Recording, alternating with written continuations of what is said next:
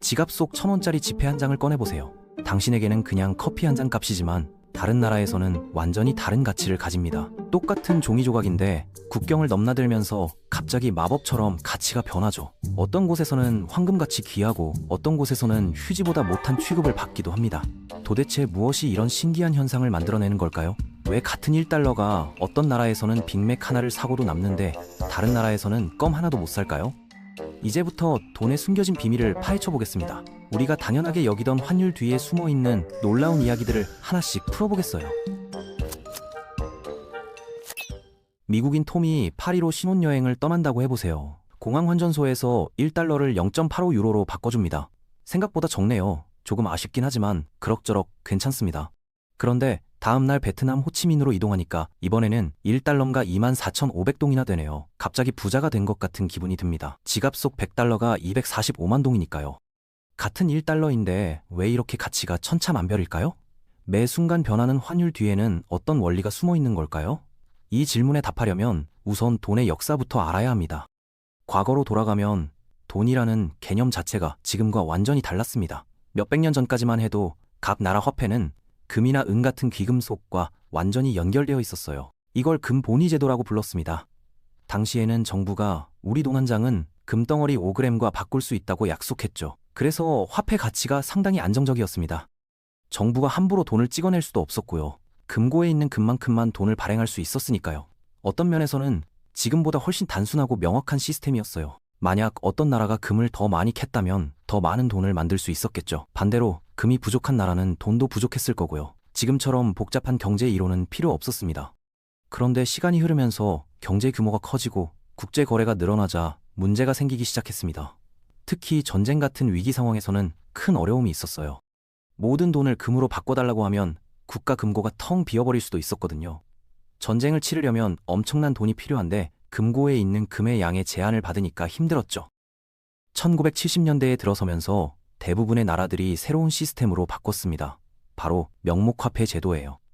이때부터 현재까지 이어지고 있는 시스템입니다.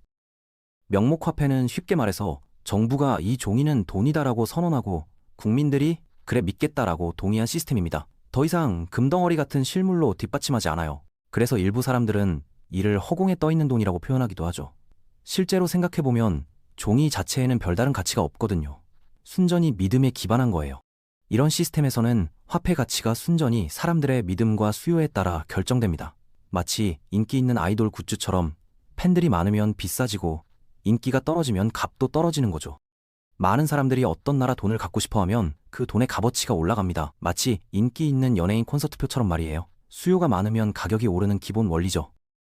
반대로 아무도 원하지 않는 돈은 휴지 조각이 되어버리죠. 미국 달러가 전 세계에서 인기 있는 이유도 미국 경제에 대한 신뢰 때문입니다. 많은 사람들이 안전하다고 생각해요. 반면 베네수엘라 같이 경제가 엉망인 나라 돈은 자국민조차 쓰기 싫어해요. 언제 휴지 조각이 될지 모르니까 누구도 보유하고 싶어 하지 않는 거죠. 물가가 계속 오르는 현상을 인플레이션이라고 하죠. 간단히 설명하면 시장에 나와 있는 물건들에 비해 돈이 너무 많아진 상황입니다. 공급과 수요의 불균형이에요.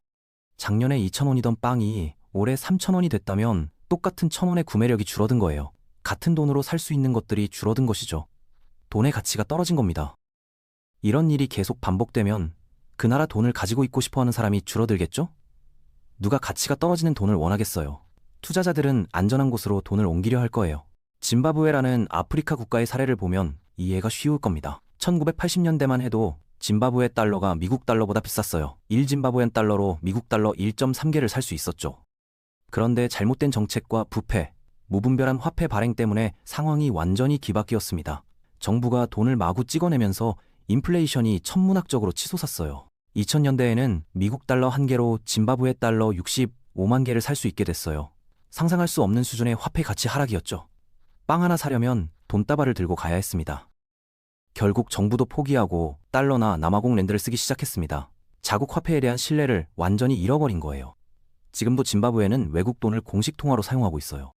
금리라는 단어 많이 들어보셨죠? 이게 환율에 엄청난 영향을 미칩니다. 금리란 돈을 빌려주고 받는 이자율이에요. 은행에서 돈을 빌릴 때 내야 하는 추가 비용이기도 하고요.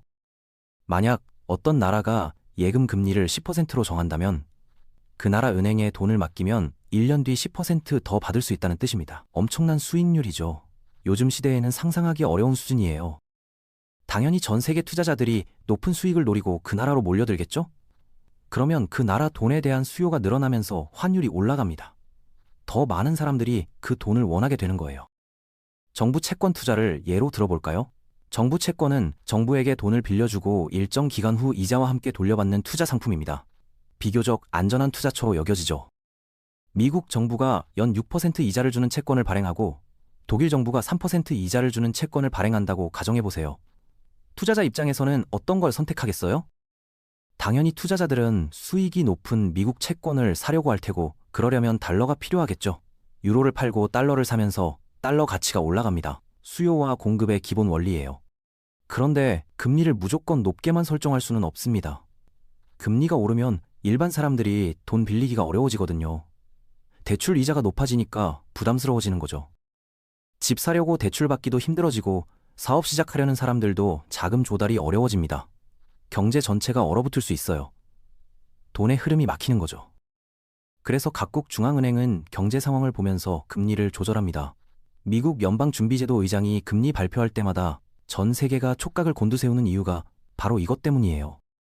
1970년대 말 중국이 개방 정책을 시작하면서 해외 기업들이 대거 중국으로 몰려갔습니다. 저렴한 인건비와 거대한 시장 때문에 매력적인 투자처였거든요. 외국 회사가 중국에서 공장을 지으려면 당연히 위안화가 필요하죠. 땅도 사야 하고 건물도 짓고 직원들 월급도 줘야 하니까요. 모든 걸 위안화로 결제해야 했어요. 수많은 외국 기업들이 위안화를 사면서 위안화 값이 계속 올랐습니다. 중국 정부 입장에서는 일석이조였어요. 외국 투자도 받고 자국 화폐 가치도 올리고 말이죠. 그런데 아무 나라나 외국 투자를 받을 수 있는 건 아닙니다. 투자자들은 안전한 곳을 찾아요. 정치가 불안하거나 법이 자주 바뀌는 나라에는 투자하기 꺼려하죠. 예를 들어 어떤 나라가 외국 기업에게 세금을 5%만 내세요라고 약속해놓고 나중에 갑자기 20%로 올리겠습니다라고 하면 어떨까요? 완전히 사기당한 기분이겠죠. 기업 입장에서는 완전히 계획이 틀어지겠죠. 이런 나라에는 아무도 투자하고 싶어 하지 않습니다. 언제 또 룰이 바뀔지 모르니까 위험 부담이 너무 크거든요. 경제가 튼튼한 나라일수록 화폐 가치가 갑자기 떨어질 위험이 적어요. 반대로 빚이 많거나 인플레이션이 심하거나 경제 위기가 자주 발생하는 나라는 투자자들이 기피합니다. 돈을 잃을까봐 걱정되거든요. 그래서 정치적으로나 경제적으로 안정된 나라일수록 외국 투자를 많이 받고 결과적으로 화폐도 강해집니다. 신뢰도가 곧 화폐 가치인 셈이죠. 일본이 자동차를 전 세계에 수출할 때 어떤 일이 벌어질까요? 다른 나라에서 일본 자동차를 사려면 엔화로 결제해야 합니다. 토요타나 혼다를 사려면 엔이 필요한 거죠. 그러면 엔화에 대한 수요가 늘어나겠죠? 반대로 일본이 호주에서 철광석을 수입할 때는 호주 달러로 돈을 내야 하니까 호주 달러 수요가 증가합니다. 대부분의 나라들이 수출을 늘리려고 노력하는 이유가 바로 여기에 있어요. 수출이 늘수록 자국 화폐에 대한 수요가 늘어나고 그러면 화폐 가치도 올라가거든요. 미국이 정말 똑똑한 전략을 썼습니다. 사우디아라비아 같은 석유 생산국들과 협상해서 석유를 오직 달러로만 팔게 만든 거예요. 1970년대부터 시작된 이 시스템이 지금까지 이어지고 있어요. 전 세계 모든 나라가 석유를 필요로 하니까 석유를 사려면 반드시 달러가 있어야 합니다. 이것 때문에 달러가 세계 공통화폐 역할을 하게 됐죠. 정말 천재적인 발상이었어요.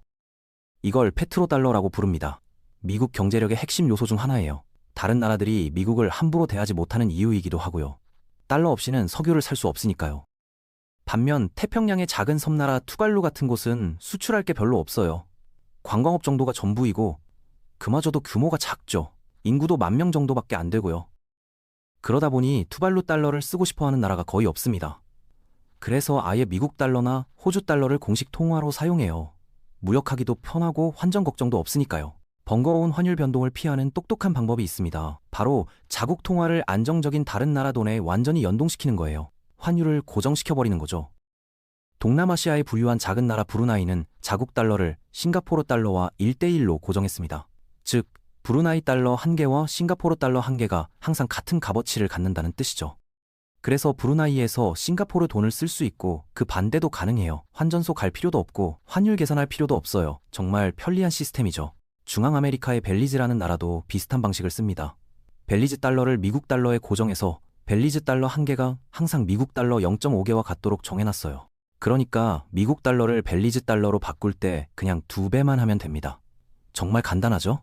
복잡한 환율 계산기도 필요 없고 환율 변동 걱정도 안 해도 되고요. 하지만 이런 시스템에는 위험도 따라옵니다.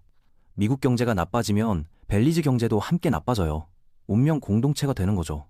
독립적인 경제 정책을 펼치기도 어려워집니다.